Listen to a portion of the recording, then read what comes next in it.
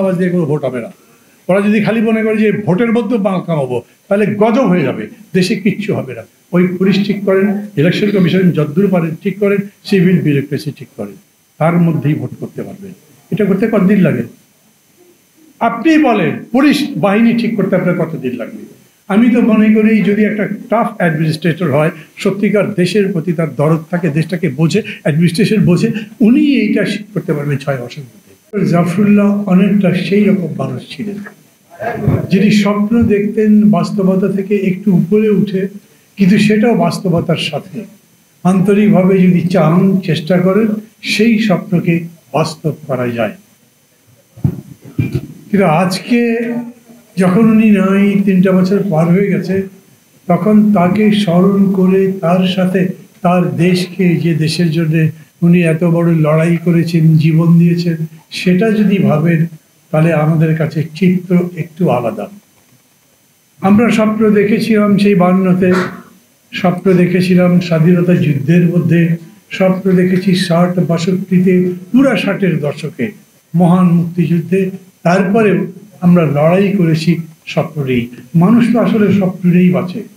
খুবই গরিব মানুষই, অত ভালো বাংলাও বোঝে না, নিজের ভাবকে প্রকাশও করতে পারে না, তিনিও স্বপ্ন দেখেন। কারণ যার চোখে স্বপ্ন নেই, তার বাঁচার আশা নেই। আমরা এইবার যে লড়াই করলাম জুলাই আগস্টে, তার মধ্যে অনেকগুলো স্বপ্ন ফুটে উঠল। আমি আমার কথা সরাসরি সেই স্বপ্নের মধ্যে নিয়ে যাই, সেই স্বপ্নের বাস্তবতা কতখানি সেটা বলবো, সেখানে জাফরুল্লাহ ভাই কতখানি কিভাবে প্রাসঙ্গিক সেটা বলেই আমার বক্তব্য শেষ করব। আমাদের স্বপ্ন কি ছিল? আমরা এরকম করে বলতে পারি যে আমরা আগে ভালো ভোট চেয়েছি। ভোটটা শেষ করে দিয়েছিল, গণতন্ত্র ধ্বংস করে দিয়েছিল শেখ হাসিনার সরকার। আমরা গণতন্ত্রের পুনরুদ্ধার চেয়েছি, আমরা ভালো একটা ভোট চেয়েছি, যেখানে মানুষের অধিকার প্রতিষ্ঠা হবে, নিজের মন মতো তার প্রতিনিধি নির্বাচন করতে পারবে, নিজের মন মতো তার শাসক গঠিত হবে। আমরা এখন সেই আশা আগের মতো জল জল চোখে তাকিয়ে দেখতে পাচ্ছি। আচ্ছা, আপনারা সবাই এরকম মনে করেন যে খুব নির্দিষ্ট সময়ে যেরকম করে প্রফেসর ইউনূস বলছেন সেরকম করে ভোট হবে? আমাকে অনেকেই প্রশ্ন করেন, ভাই হচ্ছে কি, ভোট কি হবে, কবে হবে? আমি মাঝে মাঝে ভাবি এই প্রশ্ন তারা করে কেন। আমি জানি প্রফেসর ইউনূসকে দিয়ে এখনো মানুষ অনেক বেশি প্রশ্ন করে না, তাকে খুবই সম্মান করে, একটা বিরাট ব্যক্তিত্ব। উনি দেশ বিদেশ থেকে মেলা লোক নিয়ে এসছেন, মানে যাদের নামই আমরা জানি না। কেউ আমেরিকা ছিলেন, কেউ গ্রিসে ছিলেন, দেশ নাম সবগুলো ভালো করে বলতে পারবো না, কিন্তু বিদেশ থেকে মানে যারা যারা ইন্টেলিজেন্ট লোক, ব্রেইনি লোক এবং নিজেদের জ্ঞান সম্পন্ন, তাদের নিয়ে সে দেশ গঠন করবার চেষ্টা করছেন। কিন্তু দেশের মধ্যে উনি ভালো মানুষ পান না। আচ্ছা, এই পর্যন্ত কি সংস্কার হয়েছে কেউ বলতে পারবেন? কোন সংস্কার এই 9 মাসে? একটা উদাহরণ, যে বিচার বিভাগের এই সংস্কার হয়েছে, পুলিশের এই সংস্কার হয়েছে, কিংবা আইন বিভাগে এই সংস্কার হয়েছে, নির্বাচনের জন্য এই সংস্কার হয়েছে, যেটা উল্লেখ করবার মতো। প্রফেসর ইউনূস একবার বলেছিলেন, এই 2 মাসে আমি যত সংস্কার করলাম, আমি তারপরে জিজ্ঞেস করেছিলাম, ওনাকে করতে পারিনি, সবসময় তাকে পাওয়া যায় না, কিন্তু প্রশ্ন করেছিলাম কি সংস্কার হয়েছে। আজকে 9 মাস পরেও আমরা একই প্রশ্ন করতে পারি, কি সংস্কার হয়েছে? পুলিশ আগের মতোই আছে, ধান্দাবাজ, টাকা না হলে নড়ে না, নাহলে জিডি দেখে না, মামলা নেয় না, তদন্তে যায় না। রাস্তায় রাস্তায় রাস্তায় রাস্তায় পুলিশগুলো দুর্নীতি করে, আর এই সচিবালয়ের মধ্যে ঢোকে, ওইখানে যে কি কাণ্ড চলছে, ভালো করে যদি চোখ খোলা রেখে দেখতে পারেন তাহলে হতাশ হয়ে যাবে। আগের মতোই চলছে, কোটি কোটি টাকার ডিল হচ্ছে না। আমি কিন্তু এরকম বলছি না যে রাতারাতি সব বদলে দিতে পারবে, এগুলো বদলে না দিতে পারলে দিয়ে খুব ব্যর্থ সরকার হচ্ছে সেটা নয়, কিন্তু পারছেন না। বিদেশ থেকে এত বড় বড় লোক আনছেন, আমাদের সিকিউরিটি কে দেখে? দেশের মধ্যে যোগ্য লোকটাই, বিদেশ থেকে একটা লোক এনেছে, আমি আগে জীবনের নামই শুনি নাই। উনি আসবার পরেই একটা মানবিক করিডোর দিতে চেষ্টা করছেন। সেই মানবিক করিডোরকে বাংলাদেশের সাথে চুক্তি করবে কে? মিয়ানমার সরকার বলেছে আমি ওই চুক্তির মধ্যে নাই। আরাকান আর্মি তারা বলেছে আমরা এটা সমর্থন করি না। তাহলে কার সাথে করছেন, কার জন্য করছেন? যুক্তি নাই, কোনো রকম আনসার নাই আপনি যদি জিজ্ঞেস করেন। এরকম করে আমি তার চেয়ে বেশি বড় কথা বলি। হ্যাঁ, একটা ভালো কাজ করেছেন জানেন, সবাই বলে, আমি তাই বলছি, যদিও ভিন্ন কথাও আছে, বিচার ব্যবস্থা নিয়ে মেলা কথা হয়েছে দেশে।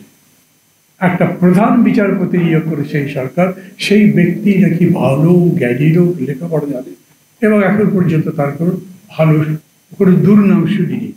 আমি মাঝে মাঝে জিজ্ঞেস করি, ভাই এরকম একটা লোক পুলিশে পাওয়া যায় না যাকে আইজি বানানো যায়? এরকম একটা লোক সিভিল সার্ভিসের টপে বসানো যায় না চিফ সেক্রেটারি বানিয়ে? একটাও তো করে। সিভিল সার্ভিসের মধ্যে মানে সেক্রেটারির মধ্যে যেগুলো হয়, এগুলো নিয়ে যদি যান জিজ্ঞেস করেন, ওই উপদেষ্টা বলে, ভাই কি করবো বলেন, 15 বছর ধরে তো ওরাই ছিল, মানে 15 বছর ধরে ওরা যা করেছে তাই আছে, নড়ানো যাবে না, কাউকে বদলানো যাবে না, পারা যাবে না। লতিফুর রহমান সন্ধ্যা 6টায় শপথ দিয়েছিলেন, রাত 9টার মধ্যে 15টা সচিব বদলি করেছিলেন, সবগুলো সচিব পুরো সিভিল সার্ভিস সোজা দড়িভূত হয়ে গেছিল। তার কথা অস্বীকার করতে পারত। আর আমাদের এনারা ক্ষমতায় বসবার পর পরই সবাই দূর দূর করে একেবারে 14 তালে উঠে গেছে, বলেছে এত ব্যস্ত ছিলাম, এত পরিশ্রম করেছি, এত ক্লান্ত, পরীক্ষা দিতে পারবো না, লেখাপড়া করতে পারিনি। বলেছে আচ্ছা অটো প্রমোশন দিয়ে দিলাম। ওই অ্যাডমিনিস্ট্রেশন চলে? ওই অ্যাডমিনিস্ট্রেশন চলে না, যাকে চাপ দিলেই তিনি মানেন।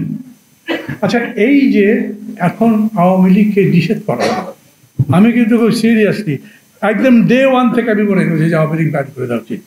I am a product of Awami League and Chhatra League. আমার জন্ম ওইখানে, এই পর্যন্ত বেড়ে উঠেছে ওই জায়গাতে, কিন্তু যে অনাচার করেছে এরপরে তার কোনো অধিকার থাকা উচিত আমার কখনোই মনে হয়নি, এবং বলেছিও এটা। ওরা এতদিন সেটা করেনি, এখন করলো কখন? ছাত্র যখন নেমে গেল। না যদি হয়, লাস্ট একটা টক শোতে আমি ছিলাম, ওই ছাত্রদের একজনকে যিনি সঞ্চালক জিজ্ঞেস করেন, আচ্ছা সরকার যদি না মানে তাহলে কি হবে? জবাব দিল, হয় তাকে গদি থেকে চলে যেতে হবে, না হলে নাকে খত দিয়ে আমাদের দাবি মানতে হবে। টক শোটার নামটাম বলছি না, আমি ওইখান থেকে টক শো থেকে বেরোতে শুনলাম যে এটা বাতিল হয়ে গেছে, আরে তার নিষেধাজ্ঞা জারি করা হয়েছে। তো তার মানে চাপ দিলেই হয়, কিন্তু খালি আনসারদের বেলা মানে ওদেরকে পিটিয়ে আবার সোজা করে দিয়েছে, একই জায়গায় এক এক রকম। আমি আবার বলছি, এখন দেখেন অদ্ভুত বিষয়, জাতীয় সঙ্গীত গাইতে দেবে না, কোনো কথা হতে পারে? আমার দেশে জাতীয় সঙ্গীত গাইতে দেবে না, সরকার কিছু করেছে? বরঞ্চ যারা আন্দোলন করেছে এত বছর ধরে, তারাই আবার আরেক জায়গায় গিয়ে বলেছে জাতীয় সঙ্গীত গাইব, দেখি কে বাধা দিতে পারে। মানুষের উপরই সবকিছু। এই সরকার কি করেছে বলেন? আমি তো এখন পর্যন্ত দেখি না যে সরকার নিজে কোনো কাজ একটা করেছে। আমি নিজেই জানেন বক্তৃতা করেছিলাম, যখন রোজা হয় তখন আমি দেখি যে হঠাৎ জিনিসের দাম এত কমে গেল, জাদু দেখি। যেরকম করে মানুষ একদম ট্রেনে বাসে সব জায়গাতে যেতে আসতে পারলো ঈদে, যাও এবং ফেরা, এটাও আমার কাছে জাদুর মতো মনে হলো। কিন্তু এখন দেখছি আবার যে দাম বাড়ছে, কমাতে তো পারছে না। তো তখনকার জাদু এখন চলে না, কারণ আসলে জাদুই তো একটা ব্লাফ, তাই না? কথা বলা এরকম করে ঠিক না, নিশ্চয়ই তারপর একটা ব্যাখ্যা ছাড়ি, তার মধ্যে যাচ্ছি না, অত সময় আমার দাঁড়িয়ে। সেলিম কি পাশে দাঁড়িয়েছো নাকি? না পিছে। ওকে আবার আমি খুব ভয় করি, জিজ্ঞেস করছিলাম, জিজ্ঞেস করেছিলাম ভাই তুমি যখন দাঁড়াও তখন কি থেমে যেতে হবে? বললো হ্যাঁ একটু এরকম তো আছে, নাহলে বলা যায় না। না আমি শেষ করে দেবো তাড়াতাড়ি, দেরি করবো না, আমি দেরি করবো না, তাড়াতাড়ি।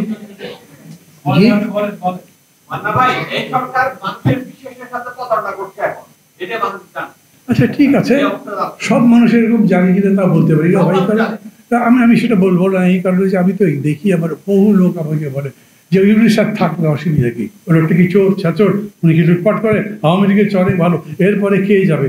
ও সরি, অসুবিধা আবার বসে আছেন আমার, না বলেছি না, আমি বলছি কি যে মানে আমি এরকম করে কাউকে দোষের কথা বলছি, কিন্তু মানুষ মনে করে আমরা একটা ভালো মানুষ পেয়েছি, আপনি অস্বীকার করতে পারেন, কিন্তু ভালো মানুষ মানে কি মানুষ?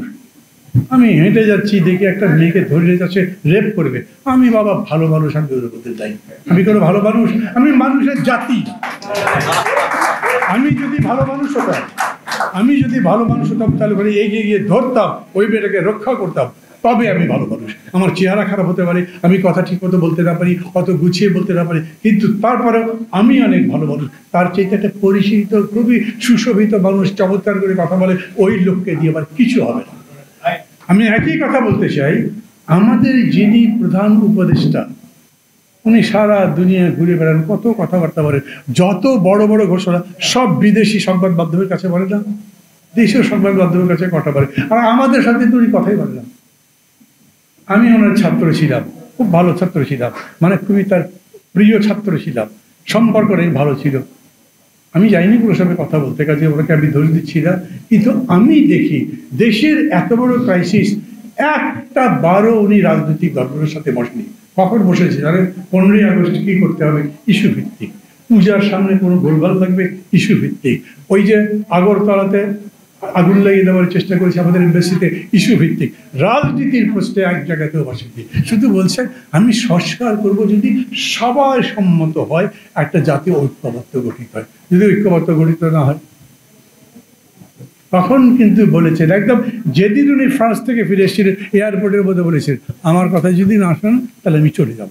আমি সব সময় ভয় থাকি কোন দিন যন্ত্রণায় অস্থির উনি চলে যান, বলবেন আমি তো আগেই বলেছিলাম চলে যাবো, তোমরা আমার কথা শুনবে না, কি বলবেন তখন? মানে এই রকম লোক কেন হবে? রাষ্ট্র যিনি চালাবেন তাকে আমি 10টা প্রশ্ন করতে পারবো, উনি 10টা প্রশ্নের জবাব দেবেন। তা যদি না থাকে তাহলে কিরকম করে চলবে? এর মধ্যে আবার উপদেষ্টারা একজন বলেছেন না আমরা তো নির্বাচিত সরকার। বাহ, মানে নির্বাচিত কারো সবাই মিলে তাদেরকে বলেছে বলে নির্বাচিত যদি হন তাহলে আমাদের জবাব দেবেন না, প্রশ্ন করবেন না।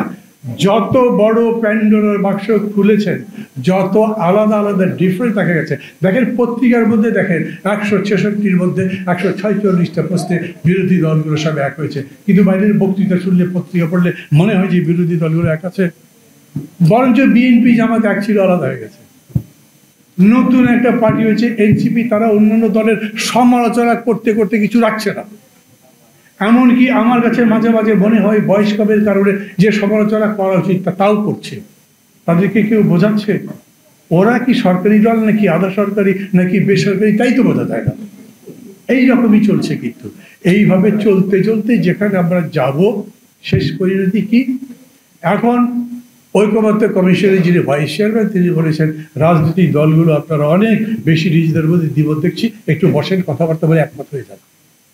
তারপরের দিন আবার বলেছেন মৌলিক বিষয়েও আপনাদের মধ্যে দ্বিমত দেখতে পাচ্ছি, সেগুলোর ব্যাপারে বসেন, কথা বলেন। মৌলিক বিষয়ে যদি দ্বিমত হয়, বিশ্বাসের ক্ষেত্রে যদি আলাদা আলাদা বিশ্বাস জন্মায়, সেটা ঐক্যবদ্ধ করে এক জায়গায় নিয়ে আসা কি সোজা কথা? আমি বিশ্বাস করি পৃথিবী সূর্যের চতুর্দিকে ঘোরে, মাফ করবেন, আমি বিশ্বাস করি সূর্য পৃথিবীর চতুর্দিকে ঘোরে। আপনারা আমাকে বিশ্বাস করাতে পারবেন যে না পৃথিবী সূর্যের চতুর্দিকে ঘোরে? ওই কথা গ্যালিলিও বলেছিলেন, কোপারনিকাস বলেছিলেন, মরতে হয়েছে। সমস্ত দেশের মানুষ তাদের বিরুদ্ধে ছিল। হয় কি, যিনি বিশ্বাস করছেন যে দেশে ইসলামী শাসন লাগবে, তার সাথে একটা সেকুলার মানুষের ঐক্য কিভাবে হবে? এই ফর্মুলা কে বলবে? আমি খুব আশা করতাম বিএনপি বলবে।